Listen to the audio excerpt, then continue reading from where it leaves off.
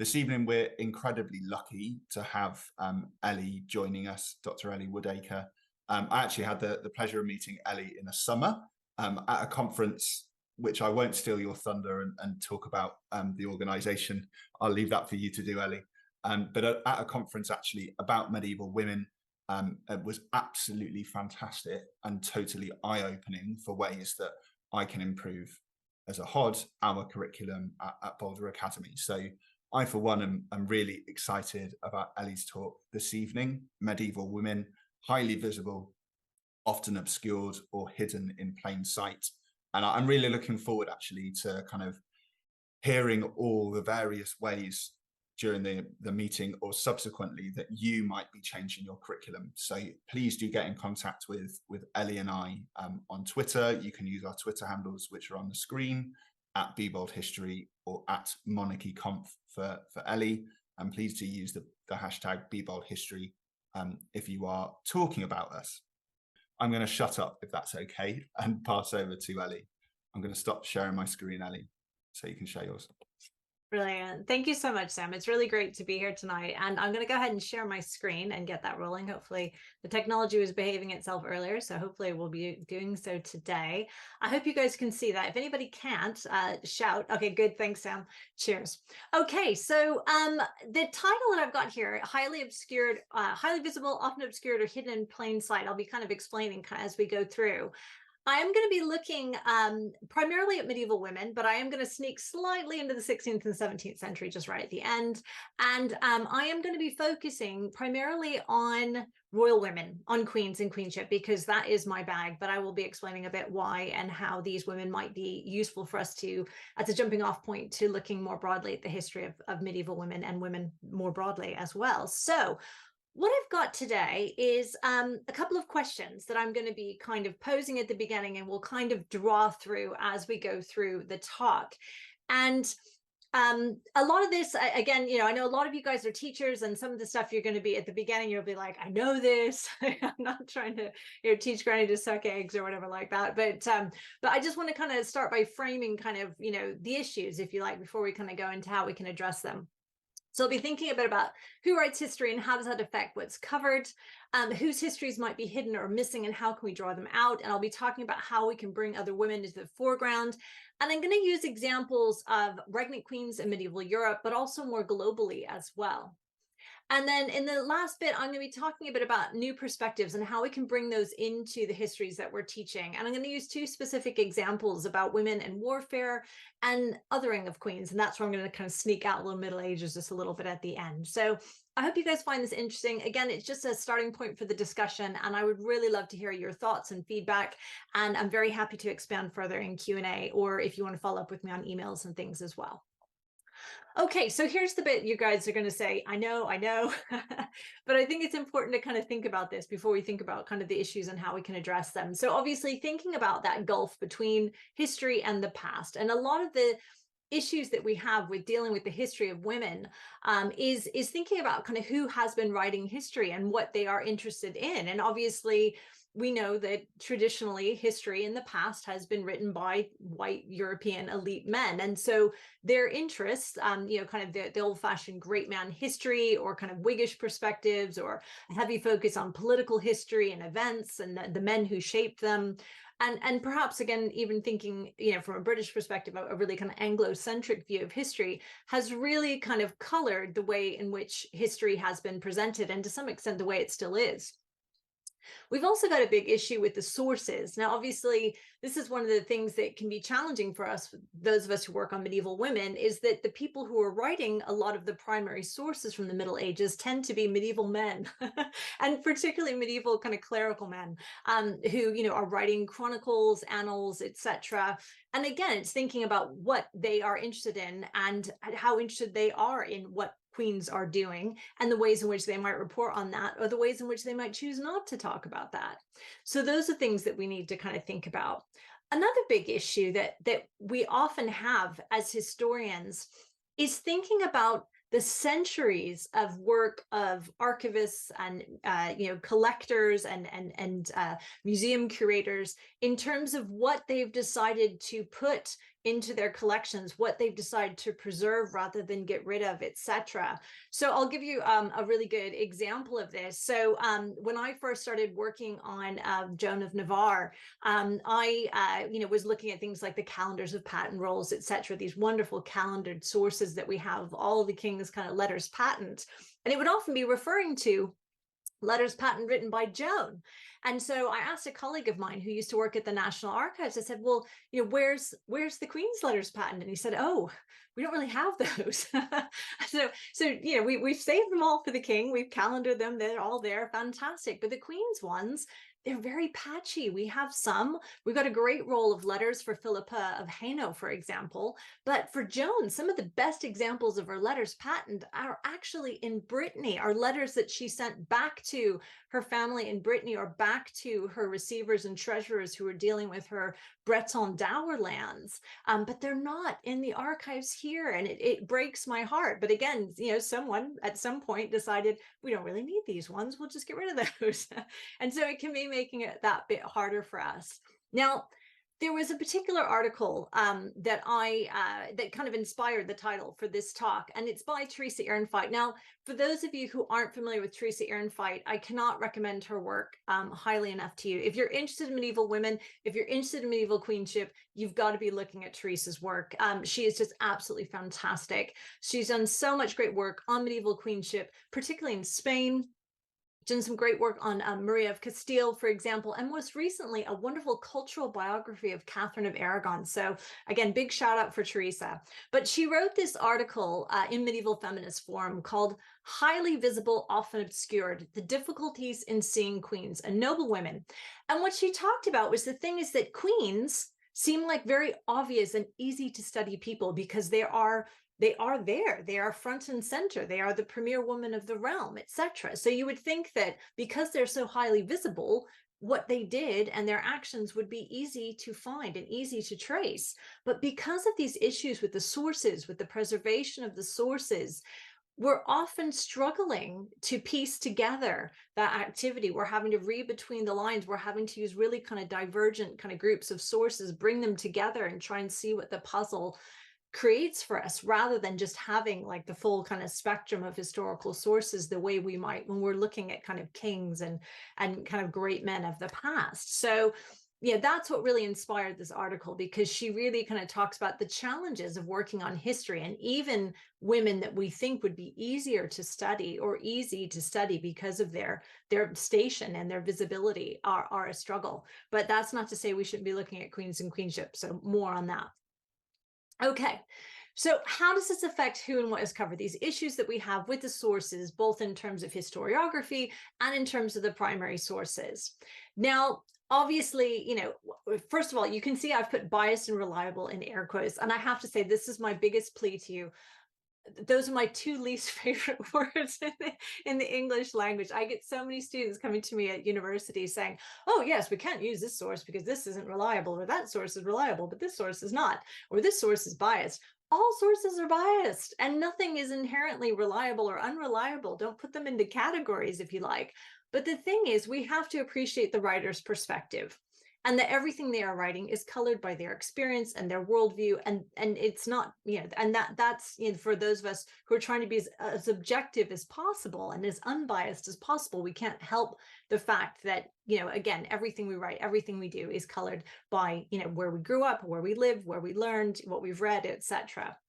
So anyway, we have to say that the sources that we've tended to use, traditional history has had this very skewed perspective that's favored men. It's been androcentric, it's been Anglocentric, a Eurocentric. And so we need to kind of do a little bit of course correction there. And obviously with women in gender history, it's such a clear thing that women are half the population.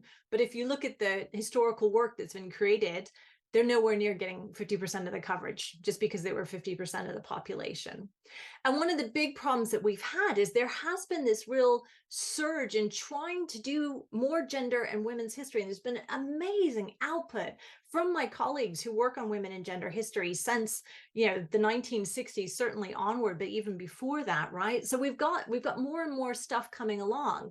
But still, when we look at curricula, there's so often issues of either tokenism, like, oh, we have Eleanor of Aquitaine, or oh, we have Elizabeth I, therefore we cover women. So we have this problem. And the problem too with those kind of tokenism is that we get this idea of exceptionalism. And one of the things that colleagues in the field of kind of medieval women's history, and also queenship studies has been pushing back against this idea of exceptionalism. There's been two fantastic conferences called Beyond Exceptionalism that have been doing just that, has been kind of countering that narrative, and some wonderful work that's coming out of those conferences and events. And really what they're saying is, that narrative that, oh, Eleanor of Aquitaine and Elizabeth I were these amazing, exceptional women that pushed beyond the kind of patriarchal framework of their times and rose above and exceptionally had power. But the more that we study the women of the Middle Ages, the women of the past, the women of the early modern period, etc., we can see that lots of women had power. Lots of women were doing exactly what Eleanor and Elizabeth and all these other amazing women collectively were doing. It's not exceptional for women to have power. So I'm hoping that that idea kind of gets across today as well. And I think as well, there's been a overemphasis on particular women that we know and love. Eleanor, Elizabeth. I love both of them, by the way. nothing bad to say about either one of them. Or Florence Nightingale, or particular women that get this kind of coverage. And so we tend to get the same women showing up again and again because students really enjoy studying these women, and so they look for more books or more TV shows about those women, and so more books and TV shows are produced about those women, and we get in this kind of feedback loop. So breaking that cycle means talking about more women, showing that lots of women were active, were engaged, were producing amazing intellectual work, wielding power, etc., and really kind of, again, bringing more and more women's stories to the forefront. Okay, and then finally, thinking about kind of the perspective, or who is writing history, or who has been writing history, or who has been studying history, how does that affect what's covered? And I'll give you an example with global queenship, which I'm going to be talking more about in just a second. I've put up on here a really excellent book that I would highly, highly recommend about the particular situation of female monarchs, she calls it, and merchant queens as well. Some really amazing example of women's history in Africa. It's part of Ohio's Short Stories of Africa series. So these are small books, paperback, easily accessible. You can grab them on Amazon, not expensive, really, really excellent. And again, just a big shout out for her work, which is really inspiring to me. But in terms of global queenship, it's had kind of this kind of same problem that we see with who's writing history and the kind of sources and the kind of approaches, which has kind of prevented this topic from getting the airing that it really has needed before. So obviously, European men were looking for other great men. And when we think about the explorers of the past and again, the age of discovery, quote unquote, early historians, anthropologists, etc., when they were encountering different civilizations and different groups of individuals, they were looking for Western ideas of power. So, for example, my colleague Aidan Norrie in Companion to Global Queenship talks about the situation of the Maori in New Zealand, and how, again, that they looked at women exercising power as rangatira, and apologies if I'm totally butchering the pronunciation of this, and said, oh, right, those are queens. So we know Queen Victoria, and these women are wielding some power, therefore they are queens. And so again, trying to kind of force fit Western understandings of kind of how things work onto other cultures, which is really not helpful. Or sometimes where they were minimizing their authority when there were really powerful women, and they were thinking, well, that woman can't have as much power as she really does. I'm sure there must be, this chief must have more power, this man must have more power. So when they did encounter matrilineal societies, or societies which again tended to have ruling women instead of men, they were kind of, again, maybe misunderstanding or misinterpreting what they were seeing. There's another issue as well, and sometimes later writers can be deliberately hiding histories of female power. So some really good examples are the regnant empresses of Japan. Now, some of you may be familiar with the situation in Japan right now, where there has been in recent decades a lot of angst over the lack of men in the Japanese imperial family, and the fact that the current emperor only has a daughter. Now, obviously, his nephew is now in line to be the next emperor, but there is still a very active discussion in Japan about whether or not women could be empresses. Now, there were regnant empresses of Japan. In the Middle Ages, there was a whole glut of them in what we would call the early Middle Ages, and actually 2 more in the early modern period. the decision to, to say we're not going to have regnant empresses of Japan is a modern one. And those individuals who are, writing that constitution that effectively barred women from becoming empresses said, oh, well, there were these empresses in the past, but they weren't really they were placeholders. They didn't really exercise power. They didn't really count effectively. In Korean history as well, we have these amazing regnant queens in Silla, in one of the Korean kingdoms, in again what we would call the early Middle Ages. And again, their success was often kind of written down, or they were blamed for problems or issues, etc., in a very turbulent period of history, as a way of kind of justifying why women shouldn't rule. So we have to be kind of careful with these kind of things, because it colors the way that we see the past. Today, actually, Sondok of Silla has become a real kind of pop culture phenomenon, and is now starting to get a lot of credit for the rise of Silla as a great power, and her reign is seen as this real kind of cultural golden age, effectively, as well. So we're getting new stories now, which is great. Again, when Europeans have kind of minimized oral histories, and again, things that they weren't as familiar with, we were really not telling the story of queenship in its fullest sense. And in terms of polygamy, which I'll be talking about in just a minute, Orientalism, this idea that the harem was this highly sexualized place in which women were denigrated and kind of kept hostage. They weren't seeing actually the powerful female networks and the power that was exerted from the harem as well. So I'll be touching on that a bit more later. So now we're starting to kind of change that trend. We're starting to pull out these stories, and we're starting to bring them into the forefront, seeing these royal women and their contributions in new ways. So again, just bringing this all together is thinking about, again, whose histories might be hidden and how we can draw them out.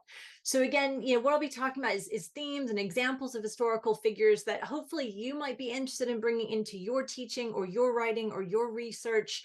And again, we're really trying to enhance the visibility of women in the historical narrative. Now, as Sam alluded to, I'm part of this project, which we have been calling WOMED, but I think it has a more formal title of like studying medieval women. That we're basically a collective of academics and teachers who are working together to try to change the curriculum, to try to build in new units of assessment into the curriculum, which will focus on medieval women. And hopefully we can bring in more across all periods and places, but we're starting with kind of medieval women to try and tell some of the stories that aren't being told. So hopefully today's talk, I'm hoping will offer some inspiration and ideas for you. Again, I do recognize some people say, oh, studying queens, it's elite women. They're not the norm. It's not really telling the full, women's experience. Their experience is different. And that's true. But one of the things about looking at women, and again, bringing them into the picture, can normalize, as I said, this idea, counter this idea of exceptionalism and normalizing it, showing that women held power across period, across place, across culture. So that's one of the things that I'm trying to do today.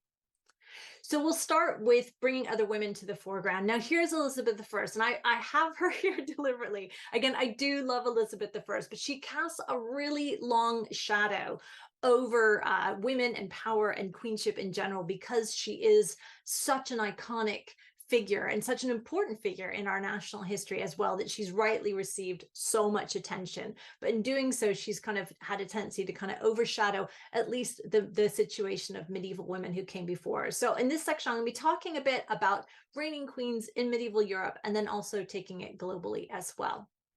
So thinking about ruling women, again, we do have this idea, I think mostly based, again, as an Anglo-centric viewpoint, right? We didn't have reigning queens until the 16th century, until, and we can argue, is Lady Jane the First. My former student, Nicola Tallis, who wrote that amazing book, Crown of Blood, would go to the mattresses and tell me it was Lady Jane Grey. Those of you guys who love Mary the First, like another one of my PhD students, Dr. Joanna Strong, she would say, oh, it's Mary the First. But we can debate that one. But regardless of the situation, our tradition of regnant queenship, which has gone all the way to last year, started in the 16th century. So sometimes we get this erroneous view that started generally in the 16th century, and that this period of what John Knox called the monstrous regiment, the first blast of the trumpet against the monstrous regiment of women, that this is singular era in the 16th century, and that women weren't really exercising power before then. And that's just not true, because we have reigning queens in the ancient era. We have Hatshepsut in Egypt. We have reigning women in the classical period. And obviously Cleopatra is an obvious example, but we could just as easily be talking about Livia. We could easily be talking about a whole range of women who held power. The Women in Antiquity series has some wonderful examples.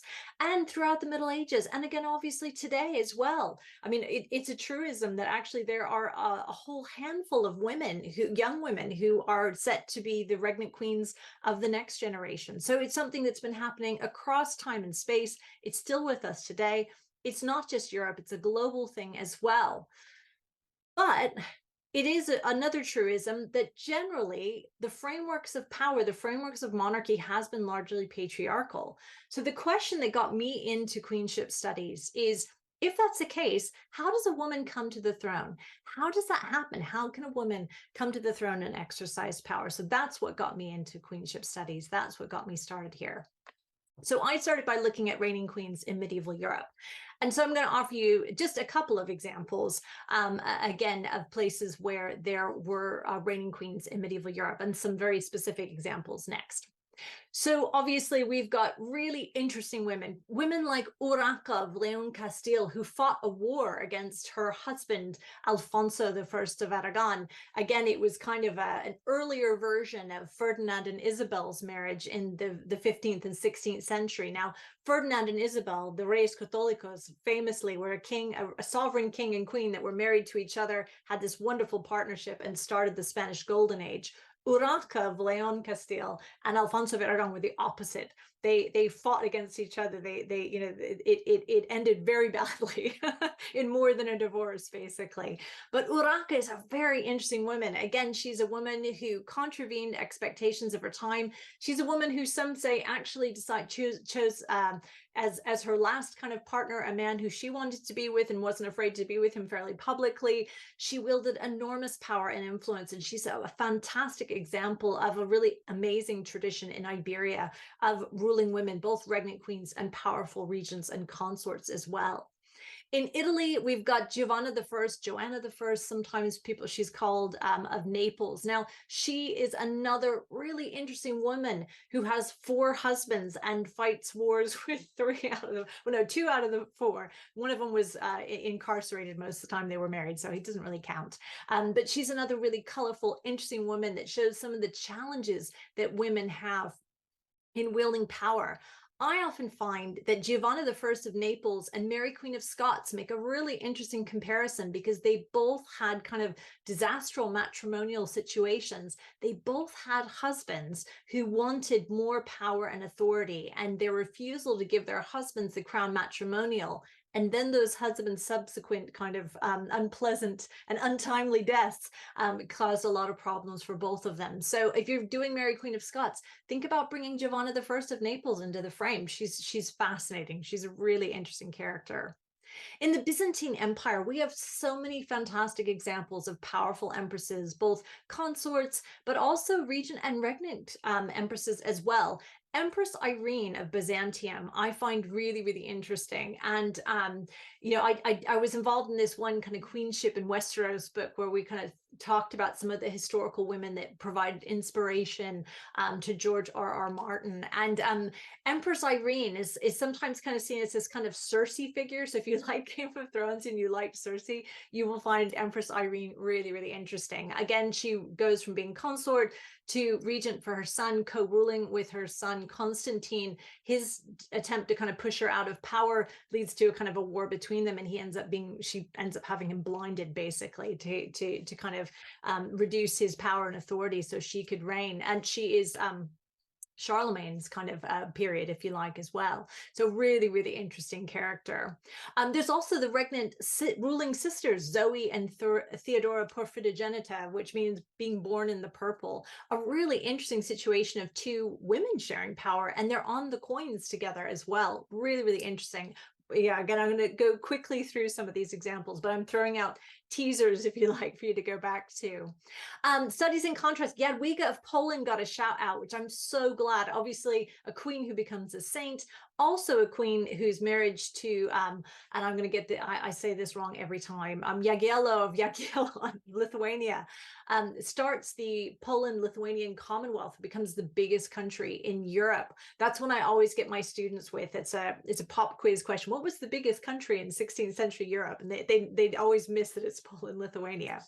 But again, Jadwiga, really, really interesting. And her sister was also set to be a reigning queen in Hungary. So Jadwiga succeeds and becomes a female king. Unfortunately, she dies fairly young, but Mary, unfortunately, has a battle with her husband and ultimately ends up being pushed back to effectively being consort. So really interesting study and contrast there. We've got Margaret I of Denmark, who is effectively queen, who brings the Kalmar Union together of Denmark, Norway, and Sweden, effectively ruling all of them. Now, she co-opts kind of men into rule, particularly younger men that she's kind of a regent for, sons, relatives, etc. But you know, it is very clear that she is the power behind the throne. A very, very interesting figure. Now, here we can also look at these blue figures of women who didn't become queen. So Empress Matilda, someone mentioned the anarchy. I love that too. Empress Matilda, was kind of the test case for female succession in the Middle Ages in this country. Now, a big reason why she didn't become queen was timing, that Stephen of Blois was able to get across the channel, come here to Winchester, get his brother to kind of back him, and was able to get crowned before she could make it here and press her case.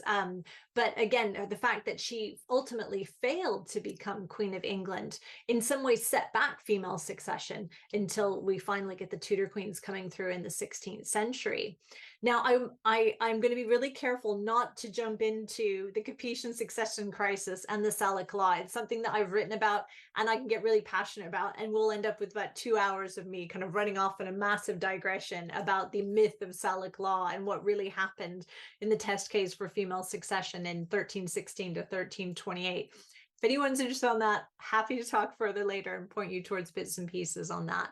But again, that becomes kind of cemented in French kind of historiography and historical myth that we've never had queens in France because of this ancient Salic law. And it's really kind of a practical thing that ends up kind of hardening the situation against female claimants.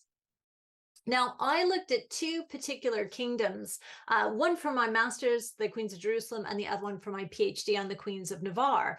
And this is where that question, how does a woman come to the throne in a patriarchal society, kind of took me. So I ended up looking at these two groups because, as you can see, they both had sizable numbers of regnant queens in their history. And so it made me wonder why, what happens? What are the factors that help a woman come to the throne? And what are the factors that can prevent them from doing so? And so over time, working on female succession more broadly and looking at these two case studies more specifically, I came up with a series of factors on structural and situational factors that can really make a huge difference. Structural things like law, custom, tradition. Again, both the Crusader states and Navarre had laws which allowed women to inherit land and also allowed women to inherit thrones, obviously in the absence of male heirs. And that's where some of those situational factors come through. All of the queens of Navarre that I looked at had brothers who died. And so that situation of not having a son allowed them to come to the throne. In Melisand's case, she was the eldest of 4 daughters. So King Baldwin had only daughters. And so again, that meant there were no sons. There was no kind of tragic death of a prince. There were literally no sons to pass the throne to. So again, you know, I'm happy to point you towards some of the work that I've done on this and some of my kind of theories on female succession. But it is in looking at these two groups of women that, again, kind of helped me see that. So you might be more familiar with Melisande, perhaps, if you're doing the Crusaders states, and I'll talk more about the Crusades in just a bit. Maybe you've seen Kingdom of Heaven and you've seen Eva Green play Sibylla. That film came out when I was doing my master's on the Queens of Jerusalem, so I was absolutely riveted to that. I won't get into kind of queens on screen, but I do queens in film. That's a whole nother discussion. But again, you know, there are equally this tradition, and for my money, I really find Isabel or Isabella a really, really interesting character. Again, a woman with many husbands, some interesting tragic stories to tell, and tells you a lot about the kind of the vagaries of power in that in the Crusader states, and also with the Third Crusade. So again, different ways of getting into these queens. Maybe you've not heard of the Queens of Navarre. You might be wondering, where is Navarre? If you know where Pamplona is and the running of the bulls, that is the capital of Navarre. It was a kingdom that was small in size, but very strategically important, particularly in terms of controlling the mountain passes between France and Iberia. And so control of Navarre ultimately becomes a real kind of political hot potato, if you like, in over the course of the Middle Ages and even into the 16th century, when even after the kingdom's annexed by its neighbor Castile, the Navarrese question continues to be an issue in international treaties for many decades onwards. So again, can't say too much more about that now, but very happy to point you towards some of the work I've done on that, or the book that I've written on the Queens of Navarre. So I wanted to talk a bit more about going global. Now, one of the things that I'm really passionate about for the field of queenship studies, for the field of royal studies, which I'm really involved in, is the fact that we need to push beyond our comfort zone. And our comfort zone, when we're looking at queenship and monarchy studies, has been pre-modern Europe, so medieval and early modern Europe. That's the area that we know really, really well. But as I started moving into global queenship and I started looking at this and working with colleagues who were also interested in taking this globally, I started to realize that actually we've been studying the anomaly, not the norm. That if you look at monarchy and queenship across time and space, that actually this Christian monogamous European framework that we know and think all monarchy works in this way is actually not the norm at all. So it was really interesting for me to start to look at royal women across time, space, culture, religion, which is, you know, what my Queens and Queenship book does, and blow out those silos that we have of period, and blow out those kind of, you know, oh, I only look at this patch in this area, to start to look at the differences and divergences, but also that continuity and connections as well. So when we're thinking about regnant queens in the Middle Ages and thinking globally, we have some amazing examples. Tamar of Georgia, Tamar the Great of Georgia, who ruled in a golden age of Georgian history. Razia Sultan of the Delhi Sultanate, a more kind of controversial figure, maybe not as quote unquote successful, but as another really interesting female figure to look at. Empress Wu Zetian, again, still a huge figure in popular culture and Chinese history, often held up the reason why women should not rule, but yet she was an incredibly effective ruler. She was ruthless. She was another kind of Circe figure as well, who managed to become the only regnant empress of China. I've already mentioned Sondok of Silla. And again, thinking about the Islamic queens, there's been some amazing books on the queens of Islam, Fatima Mernissi, The Forgotten Queens of Islam, or more recently, The Unforgettable Queens of Islam by Asharia Hari, and I'm not saying her name properly, apologies, have really kind of pulled out the fact that this idea that Islam creates an environment in which women cannot have power is completely erroneous. There are so many amazing, powerful women in Islamic history, and Arwa of Yemen is just one of them. So, as I mentioned, we've been thinking about queenship, we've been thinking about monarchy the wrong way, if you like, because this idea of monogamous framework in which we have a king married to a queen, and then they produce children who become the heirs, and we have this kind of what Fanny Cosandi calls this kind of trinité, this kind of holy trinity at the kind of center of monarchy. That doesn't work when you move outside of Europe, because most monarchies are polygamous. And what does that mean for women? What that means is a real shift. Instead of the king's wife, the queen, having power, it tends to be the king's mother who has power, because if the king has many, many wives and concubines and women in his harem, etc., but he only has one mother, that singularity is what gives her power. And we also see the power of royal siblings, sisters, and wives. So again, in Tonga, we have these kind of co-ruling brother and sister kind of pairs. We have royal incest, if you like, in Hawaii, in Inca, in some of the African kingdoms as well. Sometimes that marriage is a purely kind of ritualistic one and not a sexual one, if you like. So sometimes, again, it is a ruling partnership, and the king has other women who are his partners, if you like, to produce heirs. And the sister queen plays a very powerful role, sometimes a very ritual role, sometimes one that's imbued with a great deal of kind of religious power and authority as well. So really interesting examples. But in terms of kings' mothers, in the Ottoman Empire, we have the Valide Sultans. We have, in the early modern period, a period known as the Sultanate of Women period, because of the royal mothers who were ruling for their sons, very powerful women like Hosem Sultan. And again, thinking about popular culture, if any of you have watched the Turkish soap, The Magnificent Century, you know the women that I'm talking about. In Africa, again, we have kings co-ruling with their mothers. So instead of enthroning a king and his wife, the queen, the women who are enthroned is the king's mother alongside the king. And in China and Korea, again, the most powerful woman in the inner palace or in the palace itself was normally the dowager empress or the dowager queen. It's that seniority and filial piety and Confucian ideals that give a great deal of power to these matriarchal figures as well. Now, thinking about continuity across cultures, one of the things that's really interesting when we start looking across different spaces and looking for connections is this universal expectation that good queens are pious queens. Now, queens, as this woman who's up on a pedestal, as the most visible woman in the land, even when she wasn't physically visible because of purdah or for reasons of being kind of cloistered, there was this idea that the queen had to be an example to others. And so they had to be moral role models, models of virtue.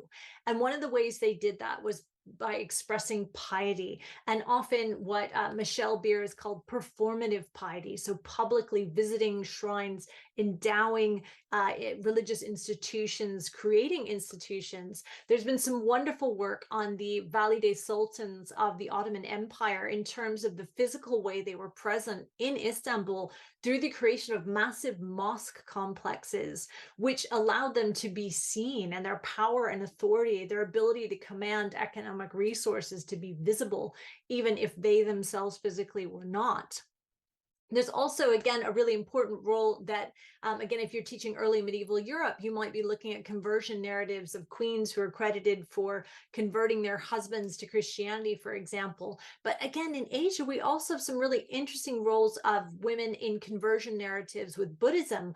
The role of a queen mother in the Dai Viet in Vietnam. Again, her influence, if you like, was really important. The patronage that a lot of royal women put behind other religions, particularly Buddhism in Asia. So we see these women, again, just in the same way that Christian women were creating churches and founding convents and monasteries, etc., developing their own memory and legacy in terms of sites that would be associated with their tombs. We have the Timurid women, the Ottoman women, the Mughal women, again, the descendants of the Timurid houses, if you like, carrying on those same traditions of patronizing religious institutions, architectural patronage, that really, again, allowed them to be present and left a long-term, very solid legacy to construct their memory. Wu Zetian used both Taoist and Buddhist patronage to help cement her power and authority.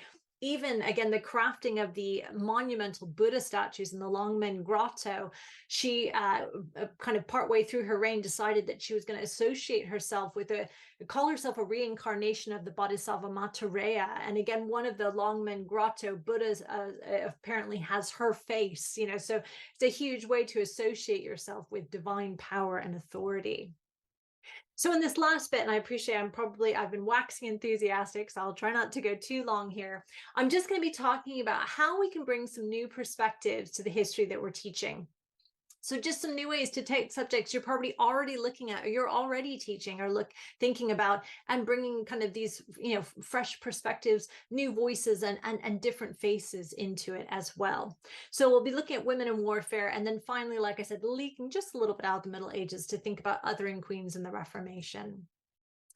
Okay, so think about how can we bring new perspectives of the history that we're teaching.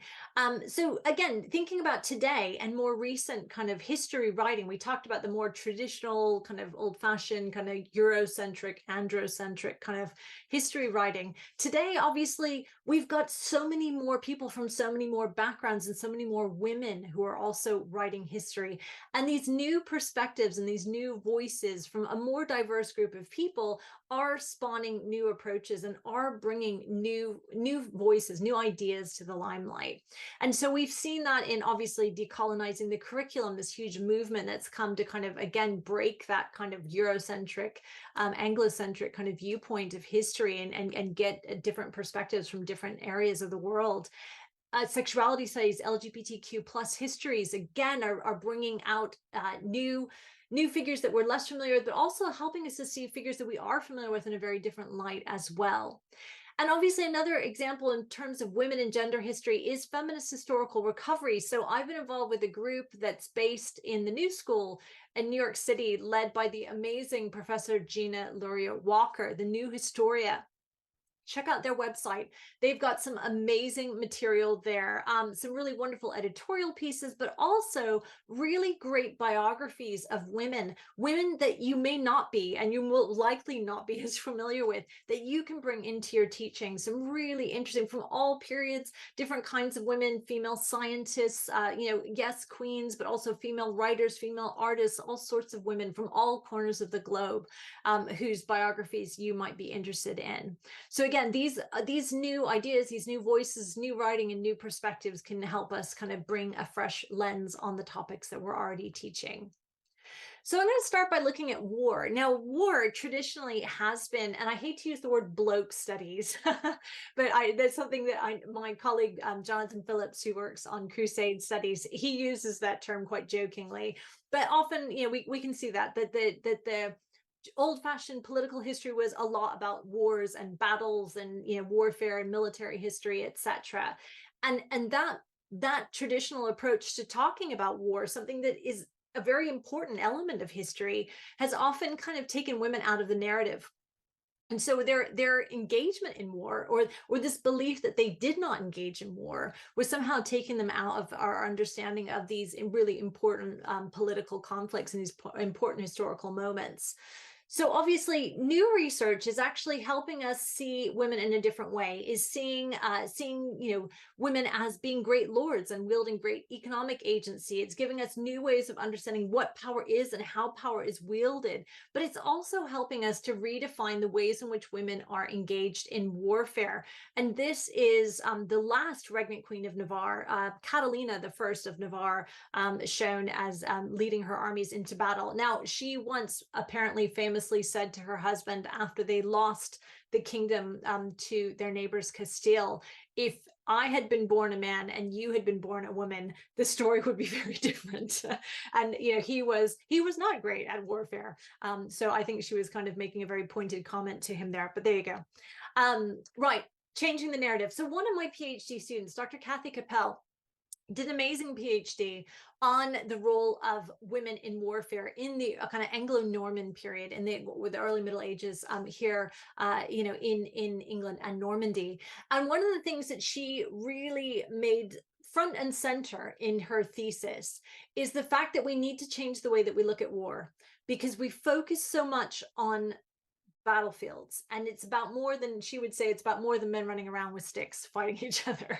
It is war is an entire cycle from the initial diplomacy and the breakdown of relationships, the preparation for war, the supplying of troops, the creation of defenses, holding defenses, sieges, warfare, and then the eventual diplomacy that ends the war. There's a whole cycle of warfare.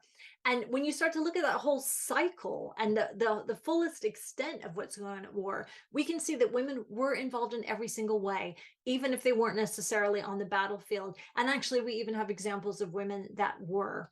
So, you know, again, we need to look at it in a very different way. Now, obviously, the Crusades is a topic that some of you may be teaching to your students, or you may be interested in, or you may be interested in the women of the Crusades.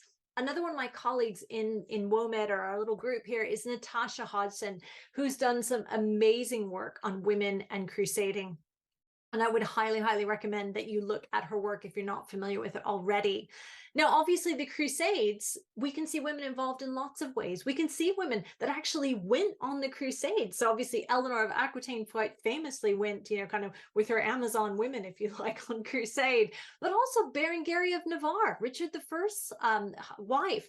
Again, one of my former PhD students, Dr. Gabrielle Story, you might already be familiar with Gabby and her work on Eleanor of Aquitaine. She is writing an amazing book on Berengaria of Navarre. So hold the phone, keep your eye out for that. It's coming out next year. But she's also written a great piece in a book called Forgotten Queens about Berengaria and her sister-in-law, Joanna, the sister of Richard I, and their kind of adventures on crusade. Again, stories that aren't often told, but equally fascinating. Again, Margaret of Provence, she went on crusade. Eleanor of Castile, she went on crusade. So we do have queens involved. It's not just kings that go on crusade, queens go on crusade too. And then we have the queens in that region, the regnant queens of Jerusalem that I talked about. This is an area where women held power.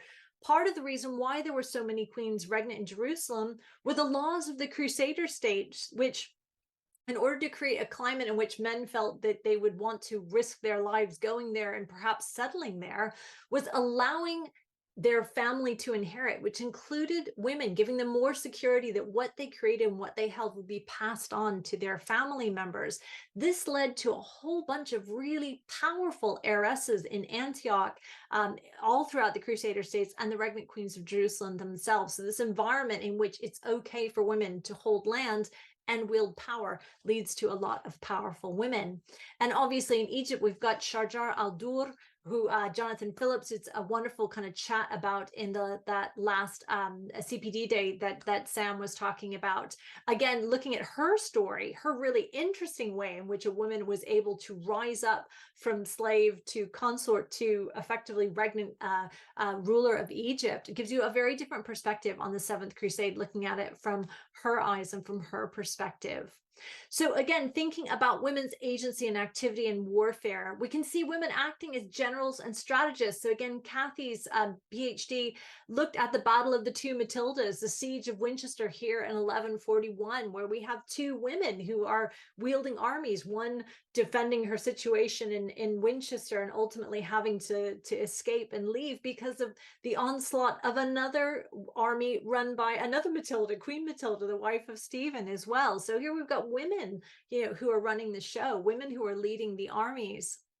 But we also see women heavily involved in collecting and deploying men, supplies, and equipment. Again, Kathy does a great bit in her thesis about Matilda of Flanders and the commissioning of the Mora, the warship, the Mora. So we see women involved in war in all sorts of different ways, but also ruling at home with the Crusades. When men are away fighting, again, it's an opportunity for women to step up and wield a great deal of power that they often hang on to much longer than expected.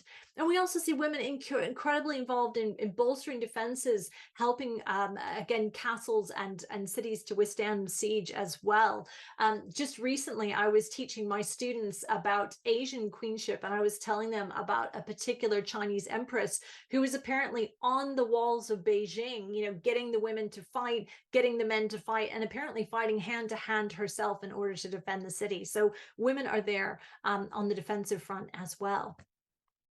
Now, another way in which women are involved in wars is ruling on the home front as an alternosis, an other self, if you like. So again, when a monarch's on campaign, when a monarch's on crusade, etc., or when a monarch has a huge amount of territory that they have to cover, their wife can serve as their deputy, as their other self when they are away. So the Queens of Aragon are a wonderful example of this. Again, Teresa Ehrenfeit's done some great work on this. Aragon had an empire that spanned across the Mediterranean from its widest extent all the way from Iberia to Greece, taking in parts of North Africa, Italy, and Balearic Islands as well. So the king cannot be everywhere at once. So deputizing his brother, his son, but most importantly, his wife becomes a really important way in which Iberian women are involved in wielding a huge amount of power and authority. In England, we also have Eleanor of Provence, again, regent here, while Henry III was on campaign in Gascony. Eleanor of Aquitaine, more informally, but just as powerfully, ruling on behalf of Richard and John at various points in times and places. If you're teaching Henry VIII, the queens, divorced, beheaded, died, divorced, beheaded, survived, etc., we need to see these women in a whole different way. Now, Six, the musical, is helping us see them in a whole different way. But another way in which we can see them is his first and last wives, he made regents or lieutenants in his absence. And actually, Catherine of Aragon's campaign against the Scots, leading in the victory at Flodden for her, for the English, was much more successful than the campaign that Henry VIII was waging in northern France. Catherine Parr, again, his very new wife in 1544, was also a very able lieutenant. So this amazing, documents and sources that we can be looking at, particularly from the recently published collection of the works of Catherine Parr. And I've written a piece as well that look at these two women as lieutenants and the role that they played. Gives you a totally different perspective on the six wives. And also on Henry VIII, was he such a bad husband if he was very happy to entrust power to his first and last wives? So again, we can look at them all in different ways through that. Just quickly, I'll just pick up a little bit of pace here because I know I'm running out of time. Joan of Navarre is someone that I've been working on for many, many years. Now, she's someone that a lot of people said, when I said I was working on Joan of Navarre, they'd say, who? Because she's not really very visible. Her history is very, very hidden. She has been kind of written out of history by chroniclers. People told me when I first started working on Joan that there was nothing to say because the chronicles didn't say anything about her. Therefore, she must have done nothing. Not true. You start looking at other sources and you can see that Joan was really powerful and very much enmeshed in the 100 Years' War in every possible way. So her story gave me a whole new way of telling the 100 Years' War and what happened. But because we're not focusing on the 100 Years' War as much, again, her story is not as missed. And because Henry V and Agincourt tends to be the story we tell, we're not seeing the fact that we can look at it from a whole nother angle. Now, while Henry V was fighting the war in Agincourt, Joan was here in England. And she must have been really torn up inside because she was quite close to her stepsons, including Henry V. And when he won at Agincourt, she might have been happy for him. She actually led the service of Thanksgiving, leading the bishops through London to Westminster Abbey to have this great service of Thanksgiving. But at the same time, it was her son that was taken captive. It was her son-in-law, Jean d'Alençon, who was killed. It was another one of her sons who was kind of dithering about whether or not to join in, etc. Her first cousin was the French king. So she must have had a terribly divided kind of loyalties. Looking at Agincourt through the lens of a woman gives you a very different perspective on that. And because she had these divided loyalties, because she was the first cousin of the King of France, because her son was the Duke of Brittany, because one of her sons became the kind of the head of the French army effectively, she was seen as someone who could be a traitor. And eventually she herself was incarcerated for an extended period of house arrest. Now, erroneously, because of a couple of chroniclers, people have had this perception that she was accused of witchcraft, and often her story has been held up as an example of, uppity women getting accused of witchcraft. Now, Joan was a really powerful woman, and I do think that she was put under house arrest to kind of shut her political agency down. But it's a very different story that you have to tell when you look at her, look at the whole of her experience, and again, her divided loyalties and her political agency. So again, more on that in the book. And then very quickly, just to finish off, I'm just going to leap very quickly out of the Middle Ages and into the 16th and 17th century. So another impact of our historiography is our very kind of Protestant-based historiography is traditionally created kind of othered. And one of my PhD students, Amy Saunders, her work on the Stuart Queens talks about how they are othered in modern historiography, othered in modern heritage sites. And what that means is we have these kind of negative opinions of them in the case of women like Mary Tudor, or we're either omitting them or we're sidelining them because, again, they're seen as kind of other foreign Catholic and therefore not as relevant, not as important. But new scholarship is really giving us a different perspective of Mary Tudor, particularly.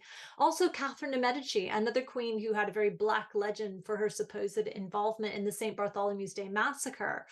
So again, there's opportunities here to kind of bring in some different perspectives and looking at this. Again, if you're teaching Wyatt's Rebellion, again, you can look at the Wyatt's Rebellion in the Spanish Match, and you can say, okay, is this about an opposition to female rule? Or is this really about, concern about Catholicism? Or is this about concern about the power of Spain? So there's different ways to spin this, not just this narrative of Bloody Mary and her persecution of Protestants and her subservience to Spain.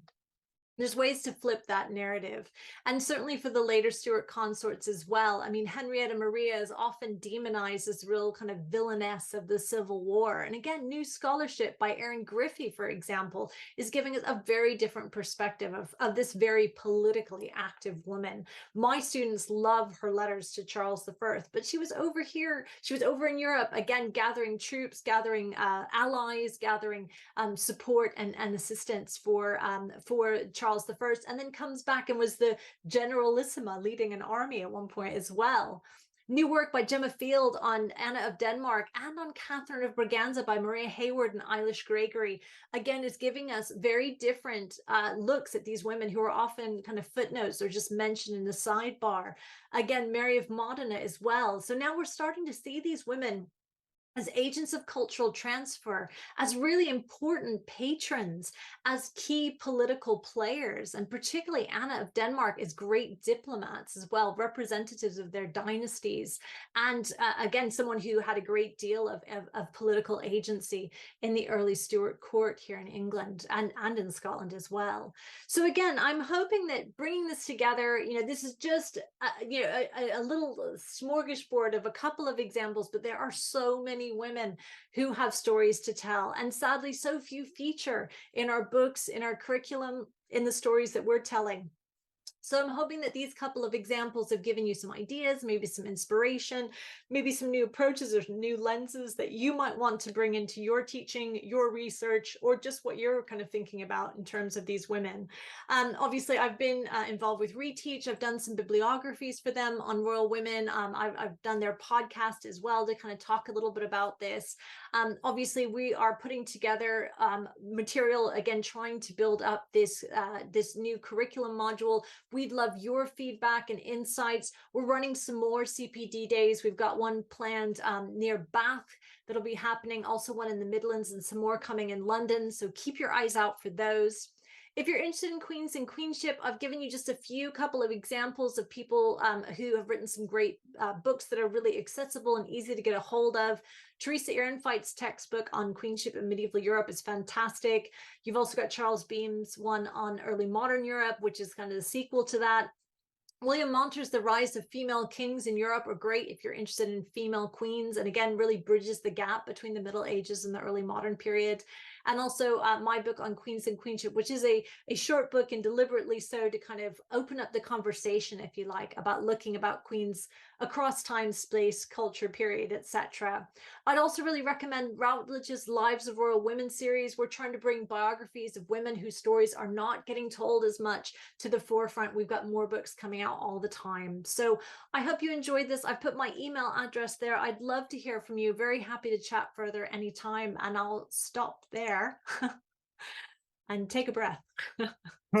Yeah, I think you've earned a breath, to be honest.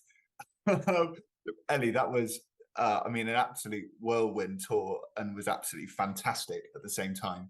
I feel like I've got pages and pages. I've made about 5 or 6 pages of notes, I think, during that. I've got pages and pages of notes of books to read and references and things. Straight away, there's a kind of question that's come in on the chat about sharing references and things. And obviously, I agree, there were lots that were incredibly useful there. I'm wondering whether it's easiest if you don't mind sharing your PowerPoint, which had the references at the end, Yeah. and maybe almost like a list of women you'd recommend, and then I can email that out to people on the, and this time I will BCC everybody.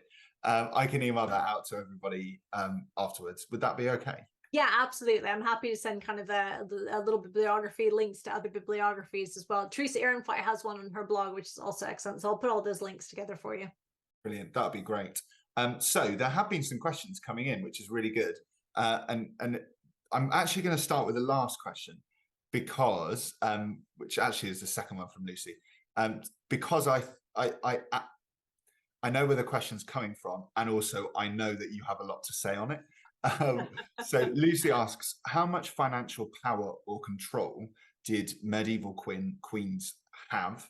And she says she's asking because she knows you're also interested in queens and their resources. Obviously, you've done a lot of work on Joan of Navarre in that area. So yeah, how much financial power and control did medieval queens actually have?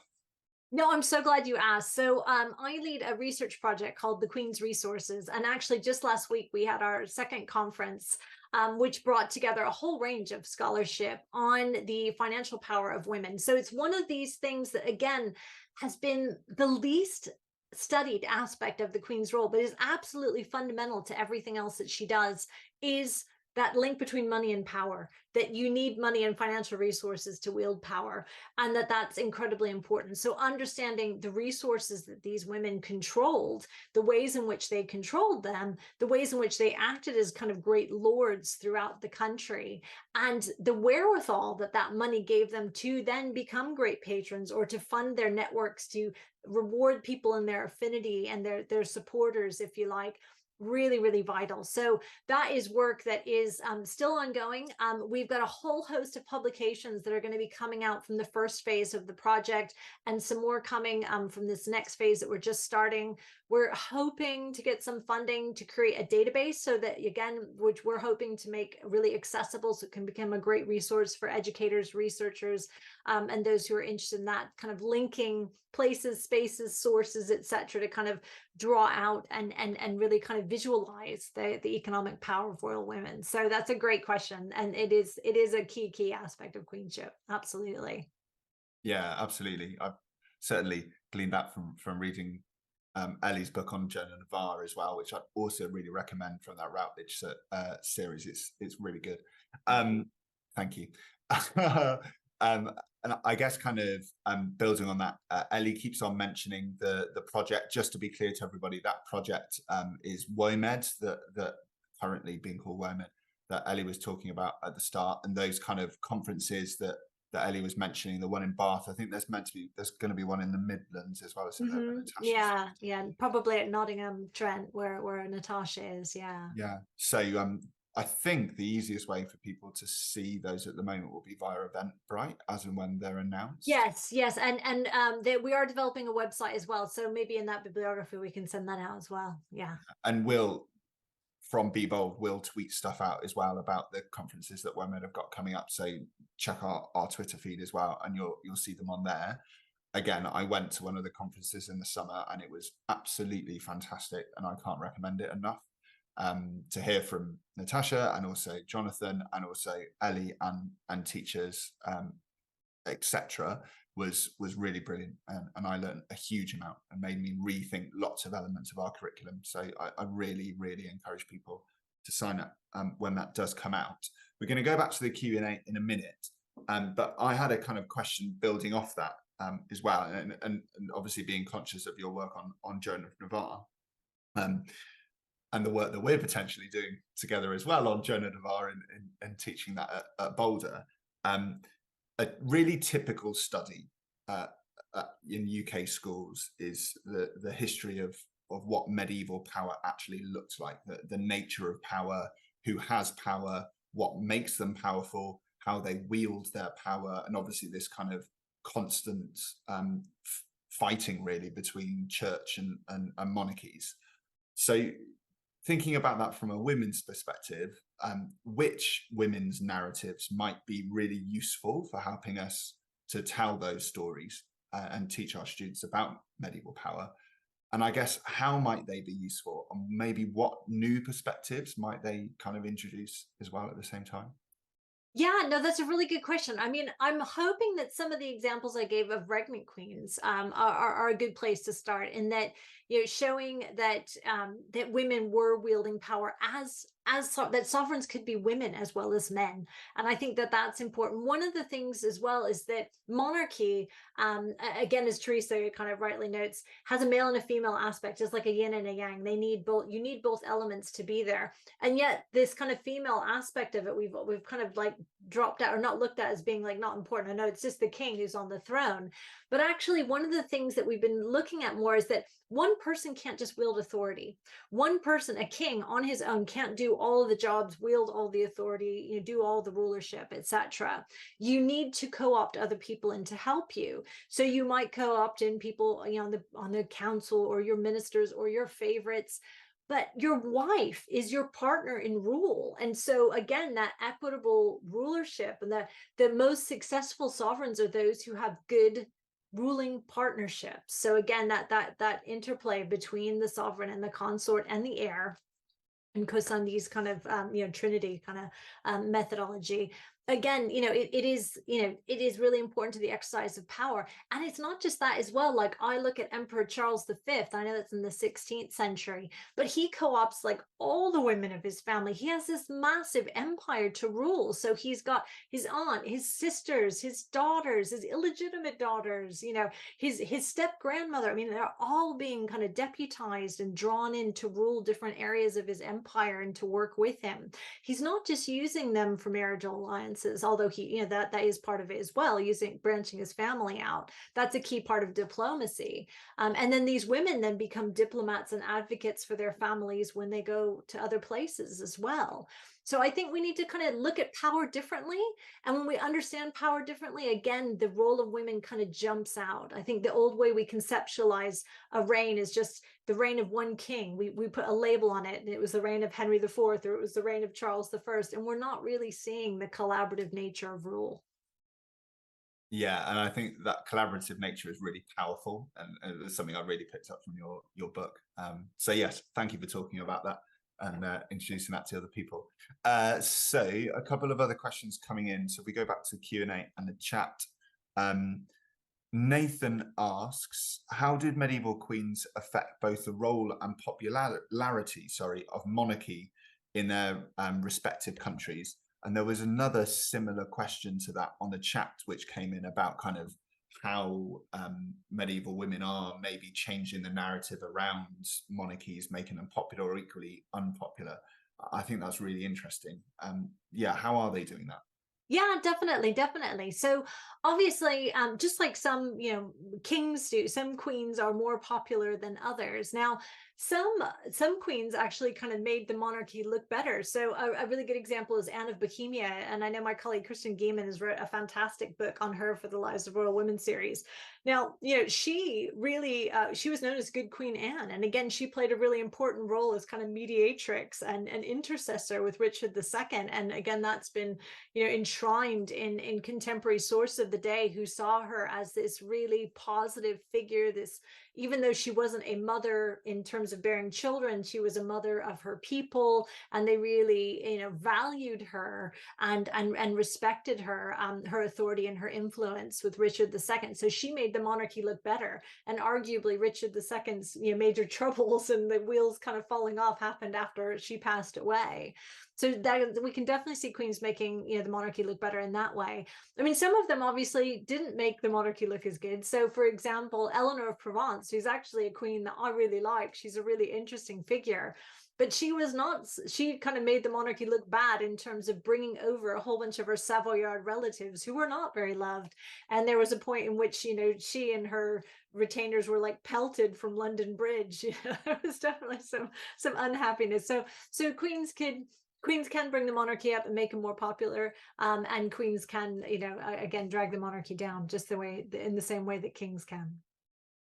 Yeah, it's really interesting. I think the best thing about all of this is it brings, and I found this in the summer, it brings so many new perspectives on things we're already teaching at 80-90% of schools in the UK. And I think actually that's really powerful. So thank you. There's another question that's come in, another one from Lucy Ann, actually. She says she'd be interested to know if there were texts that medieval queens could have read to inform their exercise of power, kind of similar things to the Mirrors for Princes. I know that there's poems and things as well that are produced around the time of Richard II and Henry IV about kingship. So yeah, are there similar texts for queenship? Or are they just kind of adapting the texts that exist for male monarchs to their own situations? Yes, I know. I'm really glad that they asked about this, because this is another thing that I'm really passionate about, is mirrors for princesses. So yes, there are, and one of the things I talk about is the ways in which how to be a good queen is kind of communicated. So there are mirrors for princesses. There's things like the Speculum Dominarum, which was written by Durand de Champagne for his patroness, who was one of the first, Joan of Navarre, the wife of Philip IV of France, mother of Isabella of France, I guess is someone we might be more familiar with, the she-wolf. So again, that's a really good example. There are texts written for women, by women, for women. So Anne de France's Instructions for My Daughter, for example, is one of my colleagues kind of calls it like, she kind of pairs it with Machiavelli's The Prince, which is kind of a contemporary text. And she's like, here's the kind of subversive kind of female version. Really interesting to kind of think about. So yes, there are texts, really great ones. Again, thinking globally, I was just teaching this with my second year students doing the Global Middle Ages. We were looking at some of the texts written by women for women, the Confucian 4 books for women, one of them written by an empress, the Nexian. And there's also the Nechun by Queen Sohe, written in Chosun, Korea. And again, these are texts written by queens for other women of the palace, other royal women, on how one should behave and how one should act, and queenly virtues and decorum, etc. So there are lots of interesting mirrors for princesses. And again, and just like mirrors for princes, it's a global phenomenon. Yeah, thank you. Again, it's interesting, isn't it? New perspectives. Very exciting. Another couple of questions, if you'll indulge us. Sorry, Ellie, for running over slightly. Erin asks, you mentioned obviously right at the beginning Matilda's failure to become queen, or as a result of the anarchy, etc., in the 1100s, and that set back female succession until the 16th century, which Erin says is an interesting statement. And are you able to expand on that at all? Yeah. I mean, obviously, some of the reason why we don't get another female ruler until the 16th century is situational in terms of having sons. I mean, obviously, that is something that's really important to recognize, is that generally women come to the throne in the absence of male heirs. And that is pretty much true across time, space, culture, etc. Very few examples of when a woman comes to the throne and there is another man who could have been, or more direct heir, if you like. So anyway, so it tends to be kind of preference for proximity of blood over gender that lets a woman kind of trump that. But anyway, so with Matilda, a lot of it is situational. I mean, there is not that same kind of test case. I guess Elizabeth of York is really the only one in some ways. I mean, I've always gone to the mats to say that her claim to the throne was so much better than Henry Tudor's, and of course that's been much debated and discussed, and how Henry, kind of works that, if you like. But yeah, so some of that is situational. So I didn't mean to say that there were all these women who should have come to the throne and didn't. But it is important that test case didn't come through. And part of the discussion in the Middle Ages, and some of the contingencies and plans that are made for the throne, or excluding particular lines, female lines, etc., in the 15th century, for example, are done with that is there, that's in the ether, if that makes sense. And one of the things I've written about more generally with succession is precedents are important. So positive precedents are important. They can be overturned, but generally that enables other women to come to the throne. Negative precedents, again, can be overturned, but it becomes hard, and it can solidify, like it does with the Salic law, into this tradition that we don't have female rulers, and it becomes hard and fast. So yeah, that is important. It is overcome in the 16th century, but it is a negative precedent that's kind of out there and has to be countered. I think that's so important as well. When I was a while ago now, but when I was in uni, I remember completely forgotten her name now. I just had it in my head; it's disappeared. Anna Whitelock Yes, published her book about Mary Tudor, and I was at Holloway at the time when she was there, and how you know, ultimately her argument is that, well, actually, you don't have Elizabeth without Mary Tudor, since Mary Absolutely. set the precedent for Elizabeth and is a trailblazer, really. Mm. So yeah, I that makes a lot of sense. Um, uh, Another question, if you'll indulge us, apologies for keeping you, Ellie, but I think this is really important. Melissa asks, sorry, and we've kind of touched on this, but maybe some other ideas as well would be great.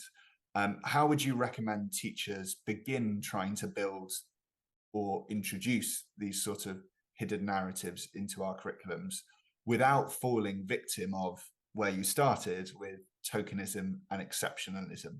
How might we navigate that? Yeah, no, that's a really good question. And I think it's funny.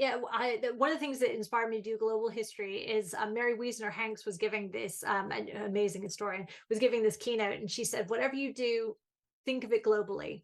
So I would say, whatever you're doing, think of the women. So whatever it is that you're teaching, introducing these female perspectives, these female voices, the situation of women, again, really enriches what you're teaching. If you're teaching the Crusades and you're bringing in the Queens of Jerusalem and Queens on Crusade and the experience of women and how this enables female authority, etc., that gives you a whole new lens on teaching the Crusades than just teaching the Crusades, if that makes sense. You know, if you're teaching, you know, again, the example I use with the 100 Years' War, I mean, bringing in Joan's story gives you a whole nother lens on Agincourt, something that, again, that we think we know, you know, from Shakespeare. Again, Shakespeare leaves Joan out of his Henry the Fourth and Fifth place. It's all his fault that nobody knows Joan. But yeah, it's whatever it is that you're doing. Again, thinking of the women, thinking of the female experience, and thinking of, again, if you're teaching wars, thinking of it in that wider perspective, not just the battles, but everything that goes around it helps you bring the women into it. Yeah, absolutely. I guess for what it's worth, in a similar way, I think we've seen in history teaching over the last 10, 15 years, certainly the last 5 years since George Floyd, a really big movement towards avoiding tokenism and exceptionalism in Black British narratives, or also global BAME narratives. And I think actually history teachers, historians have done a huge amount of really great work in that area, and actually applying the same theories that have made that such a kind of innovative field to women's history, to medieval women's history, I think and that's essentially what you're explaining, is I think absolutely the best way forward. Yeah, and I really hope that the project that we're working on, this kind of WOMED project, I mean, what we're trying to do is create resources for teachers to make it easier for you to kind of bring women in, to give you kind of, yeah, handhold, if you like, and some ideas and some inspiration. Mm. And I think that I'm glad you brought that up, because I was gonna mention it again before we go. The WOMED project, there's going to be loads of things coming out, as Ellie said, not just the webinars, but this sorry, not just the CPD days, but this website with inquiries, etc., on. And there's 3 or 4 teachers, I think, last year. Is that right? Mm-hmm. You've already developed a load of inquiries. There's another couple of teachers working on it at the moment. I'm working on an inquiry with Ellie about Joan of Navarre and medieval power, which I might have to rethink a couple of things on after tonight. And I feel like I'd be right in saying, Ellie, that there's probably space and room for other history teachers to come on as well. And Absolutely. Get in touch. Absolutely. yeah, and if you're already doing inquiries or already have planned inquiries introducing medieval women, please get in touch with Ellie, or you can do it via Be Bold, or with me. My school email is sjones, JONES, at boulderacademy.com. So no, .co.uk. So if there is anybody out there listening tonight who's already doing loads of stuff in this area and wants to share it, or wants to do more and wants to come on board and help with this WOMED project and getting out there, just get in touch. I think would be the best course of action. Definitely. Anything else you think I've missed or we need to add on that? No, I think that's good. And again, we can send around more connections, etc., in that email. So Yeah, cool. Well, I don't think there are any more questions coming in, not that I can see. But lots of thanks for Ellie in the chat. So thank you everybody for that. And I wholeheartedly agree. with all of the thanks that are coming in. Ellie, thank you so much for your time this evening, and thank you so much for your really astounding and wide-ranging expertise. I feel like you didn't stop giving examples that we could use in the history classroom for more or less the entire talk, and that's exactly what we need, is more and more and more examples of great women's stories and narratives that we can use. So thank you so much, and I know I speak from everybody when I say that. Oh, thank you. Well, it's really lovely talking to a group that's really, you know, interested in the topic, and I would love to hear from you. Please do get in touch. Drop me an email. You know, I'd really love to kind of keep the conversation going. So hopefully, this is just, like I said, a conversation starter and a little bit of ideas and inspiration. But I'd love to hear from you, and very happy to help in any way I can, or your students as well. Yeah, and I think we'll have to have you back, I think, Ellie, and come and do some more talks about some specific women. Be glad to.